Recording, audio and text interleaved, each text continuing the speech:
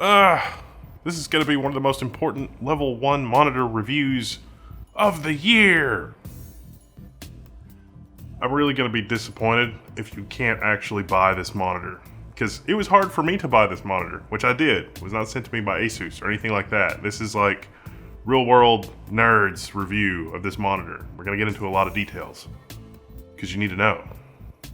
So the key features on this panel is that it's 4K 120 Hz refresh rate. That's 3840 by 2160. It's kind of a gaming 4K monitor, but it's also 43 inches. Now there are other even larger monitors, larger than 43 inches, but that's crazy. This is 40 inches, I think, is the sweet spot of 4K and being able to use it, you know, on your desk. Like being able to just run through and have productivity, but also have gaming. You're gonna need to use this monitor from a couple of feet back because of the color shift and that sort of thing. But in terms of like the backlight situation and how much bleed is there or color bloom, it's very good for a VA panel. It is probably the best VA panel that I've seen, but there are some gotchas. First up, let's talk about the aesthetic, and then we'll get into some of the technical details, and then we'll get into some of the really like the nitty gritty. But first up, fit and finish. It's a plastic housing with a plastic bezel, and it has a lot of the gamer stuff, but it does have ventilation both at the top and the back, and it's got some cool lines and artwork, and of course the ROG logo, really big on the back, a little more subtle on the front. So it's pretty gamery, but without any sort of garish RGB. And it comes in the box, pre-assembled. You don't have to install the foot. The foot is good to go. It's ready. It's there. Like you just take it out of the box. I mean, look at the box. This is a crazy amount of packing. The packing here is really a lot more like a TV than a monitor. And probably $100 to $200 of the price is this much packing material. Just slap the UPS label on it, ship it to the customers. That's probably a good way to deal with it, I guess. That's how I got it, but it's a lot of packing material. It does have a 100mm VESA mount, which is great. Oh, I don't have a Spaceco arm here that's handy, but Spaceco monitor arms, yeah, use it with Spaceco monitor arm, which will be important for one of the features of the LCD panel, foreshadowing. Not really, I just like monitor arms. Also in the box, you get an accessory box. There's a box within a box. The accessory box contains a DisplayPort cable, an HDMI cable, a remote, and an ROG Aura Sync projector, and a USB 3 cable. Because the monitor has a USB 3 hub. There's one HDMI port and two USB 3 ports that are accessible at the side. Everything else is hidden behind this funky gamer plastic panel that also has an Allen wrench for removing the built-in foot if you are going to mount this thing with VESA. So I got to give Asus props here. The VESA mount, 100mm, which is pretty standard. It's pretty sturdy, and giving you the tool to remove the foot if you're going to mount that. Good job. Now this DisplayPort cable is important because your HDMI inputs are not going to do 120 Hz. If you want to run 120 Hz or 100 Hz, which are the modes the monitor natively supports, you're going to need a high quality DisplayPort cable. And the cable that's in this box is crap, but we'll get to that. So let's talk about the panel. How good is the panel? There is some weird stuff with the panel. Two big things, and one of them is, I mean, it's not bad, it's just something you should know, something you should be aware of. First off, latency testing. Get the old trusty Leo Bodnar latency tester. This thing will output a 1080p 60 Hz signal on HDMI. And if you measure the latency at the top of the display from the output of the Leo Bodnar, it seems like it's a kind of high. Yeah, so normally what this result would mean is that at the top of the display here, it takes 14 milliseconds for the display to start displaying a frame.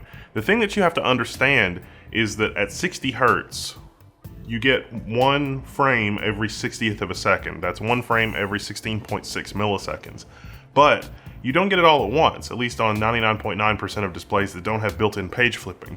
You get it over the course of ever how long it takes to display the frame. So at 60 Hz, the top part of the image starts drawing a line at a time, and it takes 16 milliseconds to move through all the lines, in this case 2160 lines, to the bottom. So it takes 16 milliseconds to draw 2,000 lines on a 2,000 line 2160 line display because it's 3840 pixels by 2160 lines. Does that make sense? Hopefully that makes sense. So this is kind of a high number for a gaming monitor. Like I would expect this to be like 5 at most, but it gets more interesting than that. 20.9 at the bottom. Wait a minute. 13.6, 14 at the top.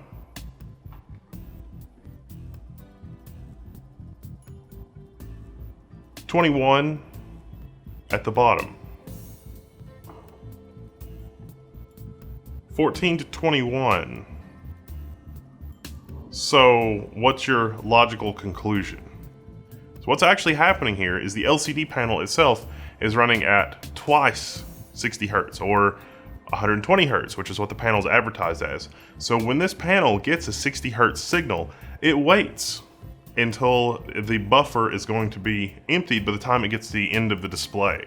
So at 60 Hertz, you've got a little bit of input latency before the monitor starts displaying the frame, but the monitor will display the frame at 120 Hertz. So when you're sending this monitor a 60 Hertz signal, it basically waits a little less than 1/60th of a second before it starts displaying the frame, and then it displays it.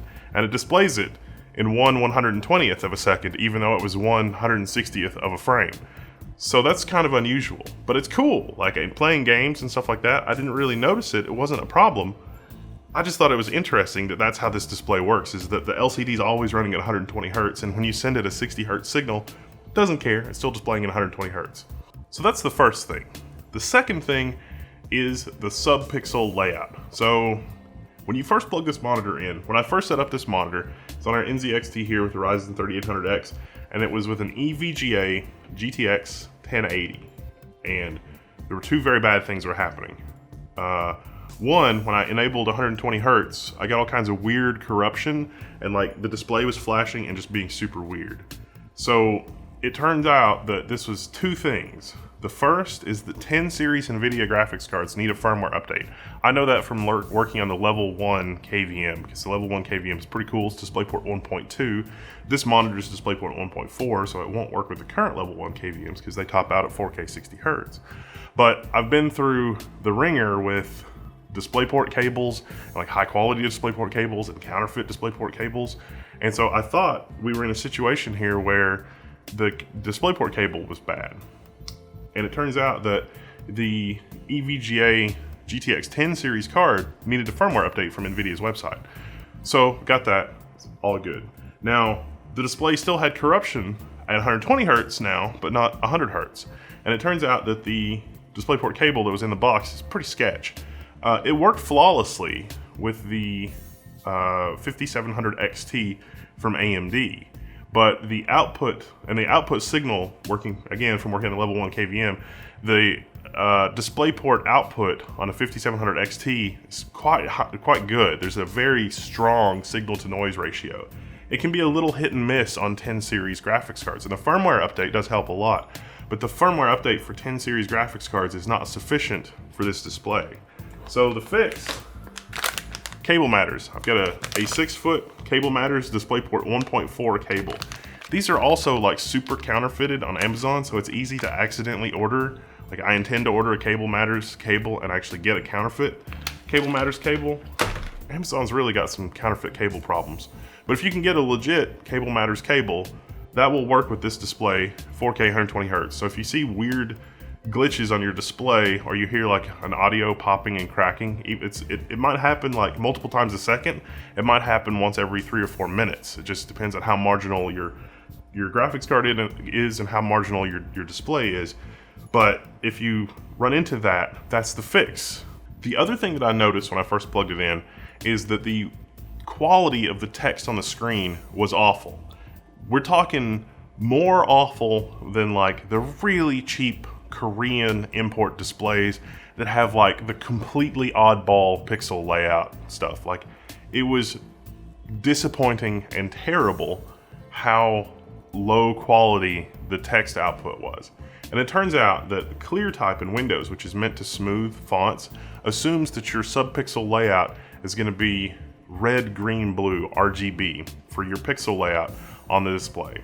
this display has a BGR, meaning that the blue pixel is first. So you can reconfigure your clear type to make to tell ClearType that BGR is first. You can edit the registry. You can go through the wizard, although I think the wizard is a little sketchier than actually just using the registry. So on the Windows platform, you can tell ClearType, hey, I've got a BGR panel, or turn ClearType off, because ClearType off is better than ClearType on, assuming that you have the wrong type of panel. If you got a Spaceco monitor arm, you can just use the panel upside down. The reason that I think that Asus mounted the panel the way that they did in the display is because it is a VA panel. As you move from side to side, up and down, you have a little bit of a color shift and the colors will wash out a bit. This VA panel is good, but it's not as good as the best VA panels that I've seen. And depending on where we are in time, VA means something relative. And what I mean by that is like VA panels from 5 years ago are total crap compared to modern process VA panels. Same with TN. Like TN panels from like 6 or 7 years ago can display like 4 colors. And modern TN panels are almost as good as IPS panels from like 6 or 7 years ago. So what type of panel it is a little bit of a spectrum. If you get the sub-pixel rendering just right, text scrolling at 120 Hz for productivity applications, that cannot be understated. That is an incredible like feeling of productivity. Like using this on a desk and like scrolling through documents or reading and crap like that, just black text on a white screen, it's really easy to see the difference at 120 Hz. Now Windows font, layout, sub-pixel rendering glitches aside, also for gaming, 120 Hz is nice. It is incredible. And this is where we really got to take a look at, is it truly a 120 Hz panel? And the answer is no. Well, I mean, Asus says it's 4 milliseconds gray to gray. That's really stretching the truth a little bit, I think. I mean, from slightly gray to slightly different gray. We get out the high-speed camera, we use the high-speed camera, and it's like, what is it real world? Because we have seen monitors and panels that are truly like a 2 or 3 millisecond response time, and they're incredible. This monitor is incredible, make no mistake, but it takes about 6 milliseconds to 7 milliseconds to have like a 90% color shift. So when we do the high-speed footage, about 2 boxes are lit up at once. You do see occasionally where you've got a square that's starting to come on, and you've got the square that's going off, and the one behind it is just fading out. So at 120 Hertz, you know, it's taking more than 1/120th of a second for the pixels to fade all the way back to black. But for gaming and scrolling text and that kind of thing, you can see a big difference over 60 Hertz. We do the math, we do the back of the envelope math. The panel itself is running, I would say, at about 100 Hertz to 107 Hertz, something in that range. Just taking a bunch of samples, doing the math, looking at how many frames, that kind of thing. And we're using a 240 Hertz, 240 Hertz high-speed camera to do the analysis. So it's twice the frame rate of the display that we're analyzing. Also for gaming, I'll mention real quick the 5700 XT. Now the 5700 XT cannot push 4K. That's just, forget it. But AMD has their Radian Image Sharpening, RIS. RIS is a great technology, it really is. And so you can render your game at 1440 and scale it up to 4K so that you get native resolution. Windows doesn't have to change the desktop resolution. And that looks great. It really looks good. I mean, I've got to give AMD props for coming up with that technology first and doing it best, way better than NVIDIA. So good that NVIDIA is copying that feature or has copied that feature into their drivers. So if you have something less than a 2080 Ti, just render your game at 1440 and upscale it with the RIS style upscaling algorithm. It's like a smart sharpening algorithm. It works really well. And on this display, even a 5700 XT, not bad. Depends on the game, and depends, you know, you're not gonna be able to run Ultra necessarily, but it does work really well, surprisingly well. There are some other really cool features of this monitor that are kind of unique, or, I mean, I don't really normally buy high-end gaming monitors because I don't think it's worth the extra cost. There's a lot of stuff that this monitor comes with that certainly could, like if it saved a few bucks, I wouldn't mind a version of this, like a down cost version of this monitor that doesn't include the ROG projector, doesn't include the remote, doesn't include the crappy cable, doesn't include, you know, some of the other stuff. Maybe I don't need as many inputs, although one of the other features is the 4x4 picture input so that you can hook up 4 different computers and get, you know, 1080p, 1080p, 1080p, 1080p. The 3 HDMI inputs, 1 DisplayPort input. You don't get local dimming and you don't get some of the higher end features, but you can have 4 computers hooked up to this thing. It's definitely not as slick as what Dell does. Like, we did the review on the Dell 43-inch monitor, and it's definitely not as slick as what Dell does with their 43-inch monitor for 4 inputs, but it's close. It's really close. It was a little bit fiddly though, and Asus has some software that you can use to set a lot of the settings on the monitor, but that wasn't one of the settings that I could set with the software in order to get that to actually work. But you can set the aura sync and the on-screen crosshairs, and even the on-screen FPS counter, which is a nice touch. You can actually have the display verify in the corner whatever frame rate you think you're sending. You can actually see that in the corner with a little graph of what it was over time. And that's actually done in the monitor. That's not software, that's just literally in the monitor, just running. The state of like HDR is in a weird place. And I feel like the HDR stuff I'm gonna have to cover in a separate video, because that's gonna be like a whole other 10 or 15 minutes thing. But this monitor does support HDR in kind of a meaningful way. And there's 3 different HDRs. There's like Cinema HDR and like Asus's HDR, where they've like fine-tuned and it's the Asus special sauce. And then there's the HDR as required as part of the FreeSync 2 specification. And this monitor does have a FreeSync 2 certification or a FreeSync 2 support. And so that works well with this monitor, even on the 2080 Ti, even on the 1080, even on the, well, especially on the 5700 XT. It's not certified by NVIDIA, but you can turn it on anyway. The FreeSync range is 48 to 120 hertz. I did manual overclocking, I got it to work down to 44. It was a little sketchy, but 48 to 120 hertz for the FreeSync range on this. And it's FreeSync 2, and you can do HDR. The panel itself is an 8-bit panel, but the FRC for 10-bit is okay. The 5700 XT would also let me pick a 12-bit mode, but I don't have any, like our colorimeter doesn't really, I don't have a way to verify that it was a truly 12-bit color space. But it's, you know, I was able to run through the color space gamut, and there's a file on the Level 1 forum where you can download the color profile for this monitor and like the calibration, because out of the box it's like super not calibrated. It is 120% Adobe sRGB. We measured ours at like 123%, which is not bad. We also are at about 90% DCI-P3 is what Asus advertises. This particular panel with the calibration was about 93% DCI-P3 and about 67 point something % on the Rec 2020 support. If you really need Rec 2020, you're gonna have to get a professional monitor. I mean, this is a gaming monitor. 43 inches 4K, but it's good enough for YouTube work. Oh, one other thing I'll complain about. The defaults on the monitor don't make any sense. So dynamic dimming is on by default. I think I'd rather have that be off. USB is off by default during sleep. So if you have a wireless mouse and you plug the receiver in on the side of the monitor and the monitor goes to sleep, moving your mouse will never wake up your computer. But you can turn that on in the display. I think that should be on by default. FreeSync is off by default. Asus, what are you doing? Why is FreeSync off by default? Why would you do that? Oh, and this monitor, while glorious, is too glorious even for the DisplayPort 1.2 standard. I mean, it's got FreeSync 2 and 10-bit and HDR, and it can do 444, and they can do 4K 60 or 4K 120 hertz. But you can't really do all of those things at the same time because there's not enough bandwidth on DisplayPort 1.4. Yeah, I mean, 4K 120 hertz seems like there would be enough bandwidth, but there's not. So you gotta pick and choose which features you want. But in practice, that's not really that big of a deal. You can have HDR, you might just have to downsample a little bit to like 422, and this is the whole display stream compression thing that the display does to try to deal with that. Display stream compression means that DisplayPort gets a little bit of compression, and Asus says they do this in a way that's lossless.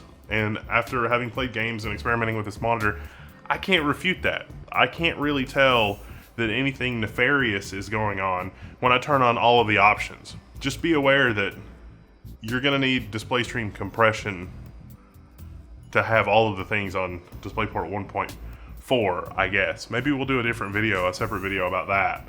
But this monitor uses display stream compression. It compresses the signal coming to it a little bit. The graphics card does and the display sort of agree on that compression, I guess, in order to be able to do FreeSync 2 HDR 10-bit with all of the accoutrements. It also has built-in 10-watt speakers and a nice anti-glare finish. Not enough monitors these days have the anti-glare finish.